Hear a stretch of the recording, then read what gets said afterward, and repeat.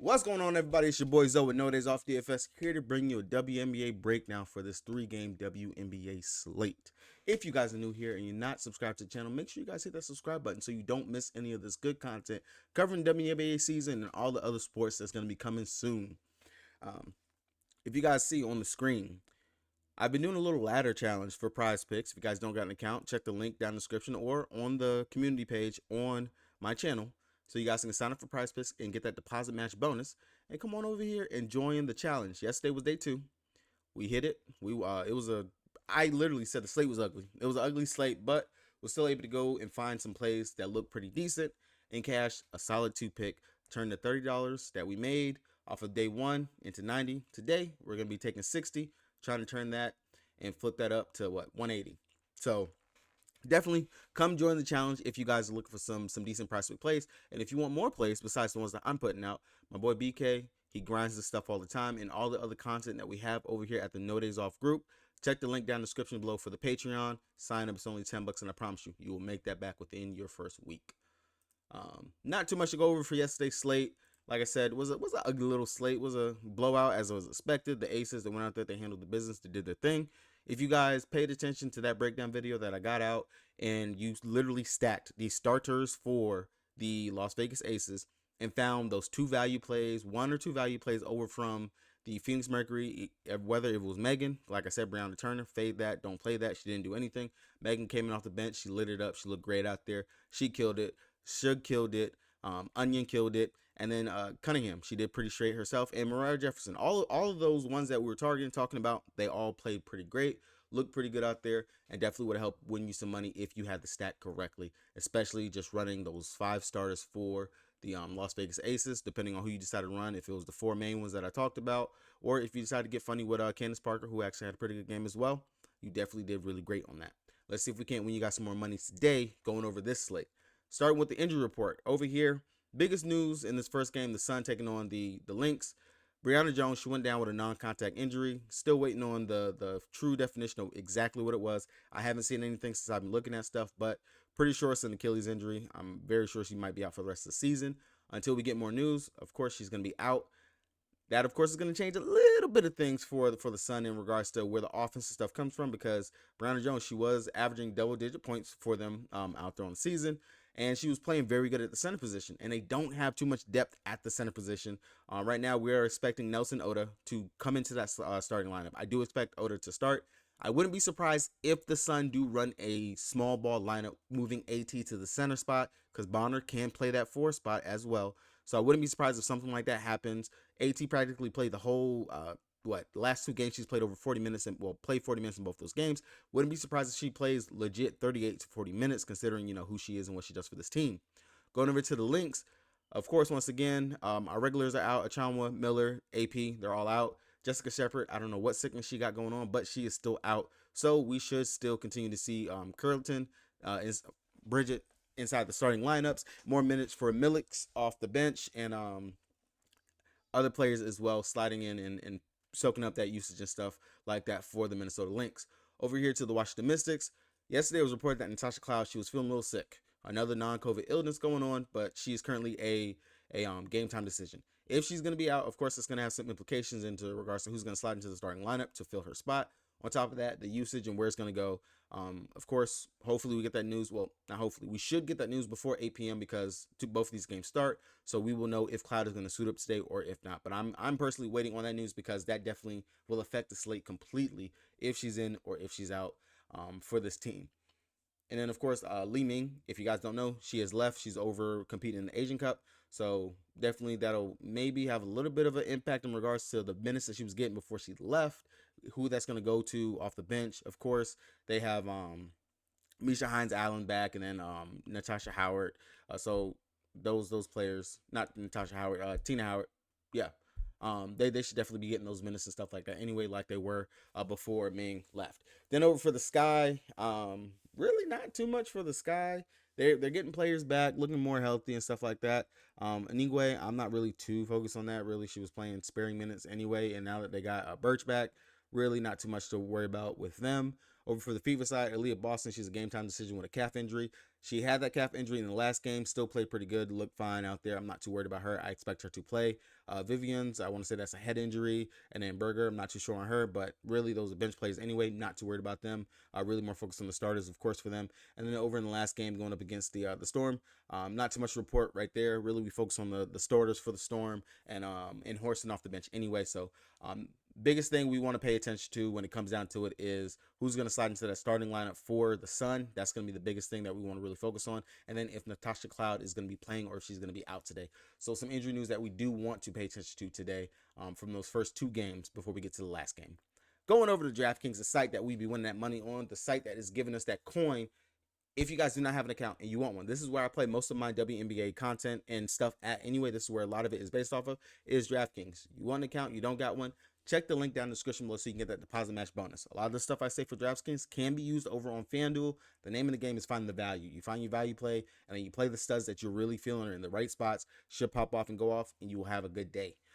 How we like to do it, we go game by game, team by team. Looking at it, already touched on it. The biggest thing, and I have to know this news before I can truly lock in and truly let you know what I'm going to do before I put a core out and stuff, is if Cloud is going to play for sure on today. She partaked in practice Thursday and is expected to play. Again, you know, that's all talk right now. Until I get that 100% confirmation that she's going to play, I'm going to just still tread the waters because you never know. Maybe she might go home after practicing and exert herself like, you know what, I can't do it. But right now they're training for her to play till we get that hard, solid news. Still, if she plays, great play. If she does not play, then we're going to be looking at Sykes, Atkins, Elaine Deladon, Austin. The other four starters in the team are definitely going to be plays that we're going to want to go to. It'll be interesting to see who they slide into the starting lineup. Last time this happened, they slid in Ming. She got slid into the starting lineup and played the three for a while. Elaine Deladon, of course, was at the four. Austin, and then Atkins and Sykes. Sykes saw a big boost. She went off in that game. Popped off literally and had a wonderful game. I'm going to wonder, of course, if the same thing will happen, but she's been off a back-to-back really great games over the last couple of games and really just doing it on the steal side. That and her scoring has been pretty decent. Also, she has played this Chicago Sky okay to start the season. That first game against them, she went 1 of 9, but still was able to drop 20.75 fantasy points. That's pretty big considering you didn't shoot too hot. And over the last couple of games, we've seen that her shot is definitely falling. I will have some interest in Sykes again. A lot of interest if Cloud is going to be out, but still some interest even if she's not. If Sykes is, if Sykes isn't going to get the boost that she's going to get without Cloud being out, then still Len Deladon, great play, perfect play. You can still go to her. She's played the Sky pretty well in both of the games, dropping at least 35 fantasy points in both of those games. Again, I think you can go here. You can definitely attack them with forwards. We've seen that already. And the same thing for Austin. Austin is in a bounce back spot. Hopefully her knee is not bothering her. She didn't look too hot in that last game. Played 26 minutes, only gave us 20 fantasy points. After in the first game going up against them, she played 30 minutes and gave us 35.75 fantasy points. If we can get more of that right there, I really do like Austin. As always, she's sitting at 8-9. She's below 9K. Hasn't been below 9K in a while. If you're not going to pay up for Elaine Deladon, you could definitely come down here for Austin. She's still a really great play. She has the block upside. She has the rebounding upside and the scoring whenever she's on. Definitely can see you coming down here if you want to get the savings off of Elaine Deladon. But you cannot go wrong with EDD in cash games. Definitely a player I wouldn't mind going to. Atkins, Sykes, and everyone else, of course, are going to be GPP plays. A value play that you can look at if you're thinking about it, especially the fact Ming is gone. We haven't seen the Washington Mystics play since she left. Tina Hawkins, she's been getting pretty decent minutes over the last couple of games, seeing double-digit minutes out there, and has been somewhat decently productive in the time that she's getting. That first game going up against the Sky, she played 10 minutes, gave us 10.5 fantasy points. Last time, 14 minutes, only gave us 7.5. If we can get somewhere in between in regards to if she's getting about those 15 minutes and can produce at a fantasy point per minute rate, 3,900, not too bad at all in regards to what we can get from her as a backup big coming off the bench, especially if Austin still is not 100%. Maybe we could see that. Her coming in and soaking up those minutes and stuff like that. Misha Hines-Allen, not really going to touch that. Still not really producing too much in regards to what she's getting in the minutes and stuff that she's doing. I don't like that play at all whatsoever. Going over to the Sky side, Marbury at home pretty much is a thing. Whenever she's playing at home, she has very great numbers, has popped off in pretty much every game that she's played at home so far this season. Definitely a player I would consider for cash games and looking at. And we know that Copper and Courtney Williams, they've been over the past couple games. Courtney Williams, that last game at Washington, played 25 minutes, only gave us 12 fantasy points. But if we look back at the first game that they played, 31 minutes, she dropped 32.25 fantasy points. Same thing with Marbury. It seems like the guards are playing a little bit better at home for the Sky. So I definitely will have some considerations for Courtney Williams and GPP. Marbury would be more of my cash play. Copper, kind of on the fence with her. She really hasn't had the best big pop-off games going up against the Mystic. They seem like they have her number. So not someone that I'm going to be all high on at 8,700. Maybe I'd rather come down, get the GPP savings for Courtney Williams, just because Copper, to me, she's going to be GPP anyway.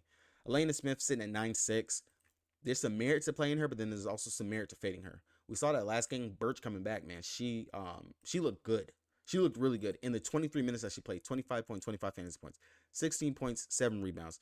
Didn't get to do anything on the defensive side or get some playmaking assists going out there, but didn't look bad at all. Legit looked very, very good. The shot was falling. She shot 4 or 5 from 3. If we can get a repeat performance, and this is going to be her playing at home. Most players, they play better at home. Role players play better at home. I definitely will have some interest on her at 5'8" over the savings I can get from playing in Alana Smith and Elizabeth Williams. Elizabeth Williams didn't do too hot in that last game. Only played 18 minutes, gave us 15.75 fantasy points. The minute thing is the biggest thing because, of course, that's dealing with the fact that Birch, she's back. So Elizabeth Williams, of course, always more of a GPP play for me anyway because I just can't peg her right in regards to when she's going to pop off and have that great game. I'd rather come down here and go ahead and just get the savings for Birch if we're looking at that. Definitely a player that will be in my player pool and will consider today for sure in the fact. Cone, Soul, all these other players, not really going to look at them. Dana Evans sitting at 7,400. I know she's normally been the steady Freddy one that I'll go to, but the value is not there for her sitting at 7.4. Last game going up against the Mystics, she played 22 minutes and gave us 7.75 fantasy points. That first game at home, she played 25, gave us 17.5. You can consider it if you want to, but not really something I'm going to rush and run to. That's really going to be all that I'll be looking at for the Sky on the slate. Going over to the next game, the Sun taking on the Lynx. Of course, AT, cash play, cash lock pretty much, especially with Brianna Jones being out.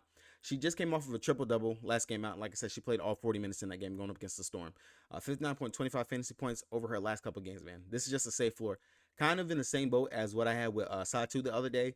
I know that she's going to be pretty safe in regards to what she's going to get. At 11.5, especially with no Jones, I expect these rebound numbers to be up and through the roof on today's slate. Simply for the fact, she's going to have to step it up. Brianna Jones was a pretty decent part of the offense that they brought out there for us, especially with the putbacks, the offensive rebounding that she was out there doing, and her defensive upside that she had. It's going to be a pretty nice hole to fill. With that, I would expect Dewana Bonner, Tiffany Hayes, and Heidemann, all of them to pick it up and help out in the spot. We've seen Heidemann finally bounce back after having some pretty down games over the last couple games. She went 7 of 15, 17 points, dropped 30.25 fantasy points. Definitely in this spot going up against the Lynx, who we know we have attacked them with opposing guards, point guards, 2 guards as well. So Heidemann and Hayes, both of them will be in consideration for the spot right here. Tiffany Hayes, if she can stay out of foul trouble, keep her hands to herself, go out there and play a pretty solid game, this could be a Tiffany Hayes game for sure. But biggest one to me that's going to, of course, get the boost is going to be what Dewana Bonner is going to have to go out there and do. She's definitely going to have to step it up on the scoring side, which she already is doing that. But her rebounds as well are going to go up for the fact of you don't have your leading rebounder on the team out there anymore. We know Bonner, she can rebound whenever she gets going. Going up against the Minnesota Lynx, they played earlier this season. She played 32 minutes. She dropped 25.75 fantasy points against them. Here in this spot, once again, she only dropped 13 points, but over the past couple games, she's definitely been pretty consistent with 3 straight 20-point games, and recently in the last 5 popped off for 41. I know the Lynx are not someone that we worry about, that we care about, or that we think can definitely hang with teams. When you're missing a player and the fact that the Lynx are playing at home, they're playing some pretty decent ball behind Collier. I would expect this game to stay close, especially, like I said last time, when the Suns were playing the Storm. Everyone wants to ride off the Storm, but the Storm have been playing much better lately. Same thing I'm going to say for the Lynx. Even though they're missing Shepard and stuff like that, they're getting other places to step up in different spots. And this game is on the road. Sun have kind of let teams stay with them on the road, particularly. They play better at home, of course, like most teams. On the road, games have been pretty close. I will expect this game to stay close, at least long enough for AT, Bonner, Heidemann, Hayes, all these plays right here to have some pretty decent games. Definitely a game that I will be targeting in regards to who I'm going to play. For sure, AT in the cash game definitely is going to be a lock on the slate, and I wouldn't be surprised how highly owned she's going to be on today's slate with that Brianna Jones news. Like we said, Odo, I would expect her to slide into the starting lineup. We've seen she's been getting spur minutes, of course, pretty much the only backup big. Pretty good to see that she's almost a fantasy point per minute scorer. I would expect at least 25 to 30 minutes for her tonight, especially if she's going to start. As long as she stays out of foul trouble, goes out there and plays pretty decent, It's not a bad matchup for her at all as well. And if the offensive games get going for her, I know she'll be able to hopefully pick up the rebounding as well. I know I expect 18 Bonner to do that, but you're big, you're a center. Hopefully you will actually go out there and do that, besides giving me something on the offensive side. At 3,700, I expect her to be the cash chalk for today's slate, and is going to let a lot of people fill in what they want to fill in on today's slate, of course.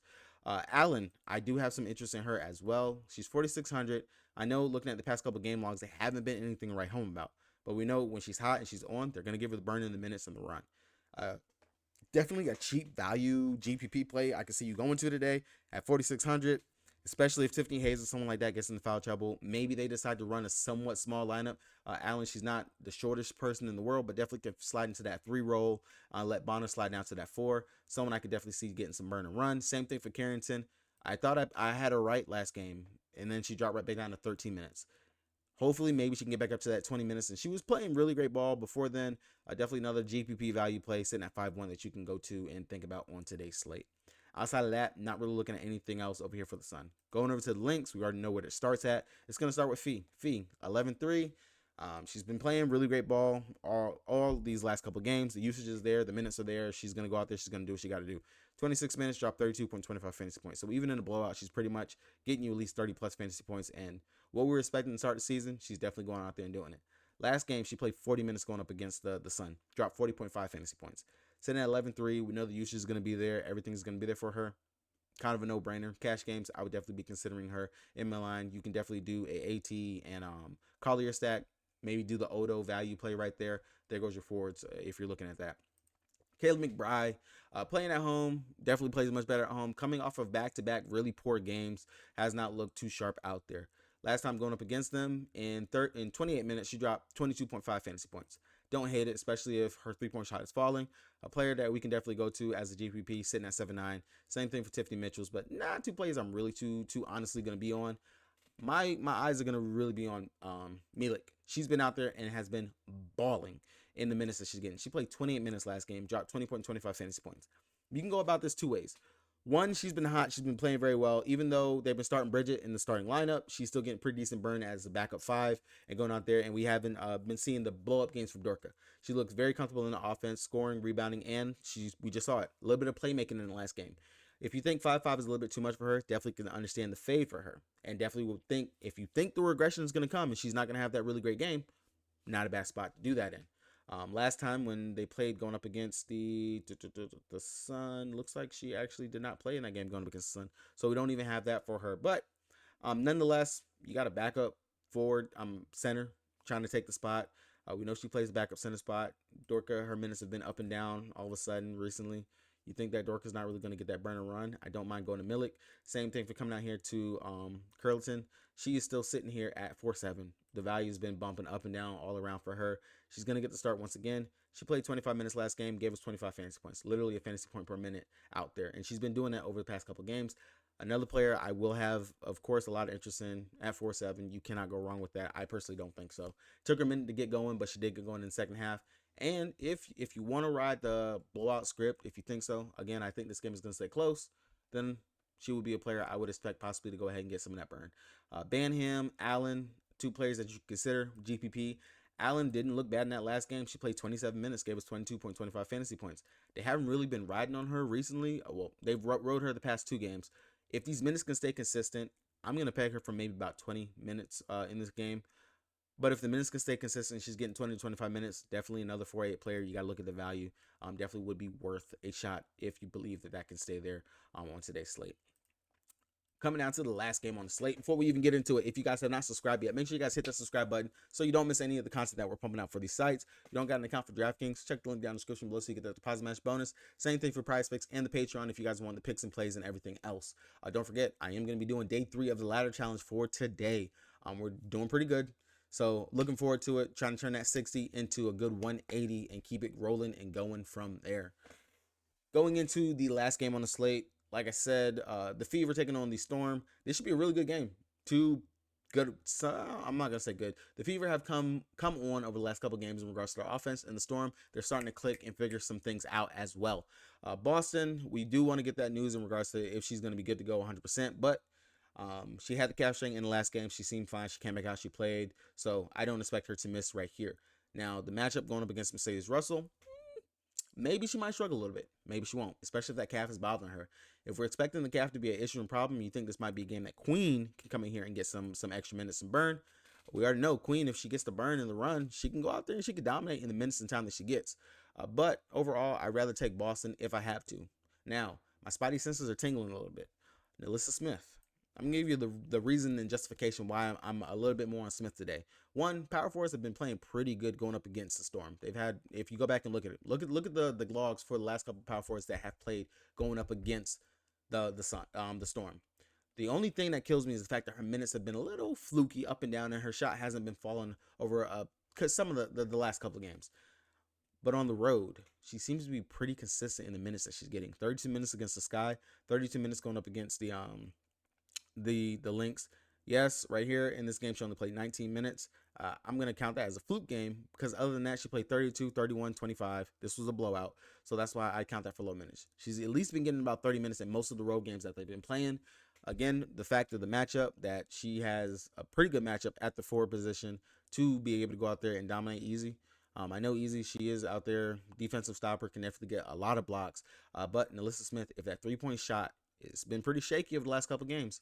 She gets that shot to fall today, we might be having a pretty nice game. When we have been seeing the Storm, they've been in some pretty high total games over the last couple games as well. So really a big boost for her right here. Same thing for Kelsey Mitchell, sitting at 8-8. Has looked pretty good last couple games.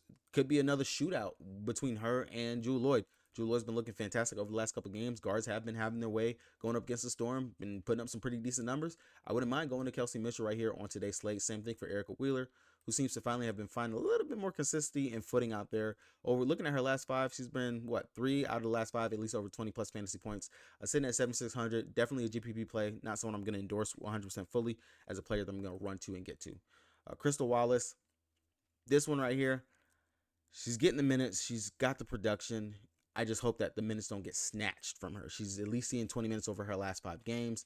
A little bit further beyond that, if her shot is falling and she's doing everything else out there, getting some steals, getting some rebounds and assists, definitely a play that we can look at sitting at 6'4", might go lower on, definitely a mid-tier play that many people probably are not going to be on. In a high-powered game, a game that I would expect to be a back-and-forth shootout type thing, I will have some interest right there for her. And especially if players like Vivian are not able to go, has an issue, might can see some more minutes going there for her as well. Everyone else on here, Hull, GPP play right there, especially for the guard position. Like I said, we've seen that guards, they've been doing a pretty good job going up against the Storm. Over here on the other side for the Storm, it starts and ends with Jewel Lloyd and Easy. Both of these two players are going to be players that you just look at, period, especially going up against the Fever. Good matchups for both of them. Jewel Lloyd, she's been on a tear over the last couple games. 30-plus points in her back in the last 2 games, going up against Sun and Dallas, 2 teams that she just went out there and just did what she wanted to do out there. And I would expect much the same going up against the Fever.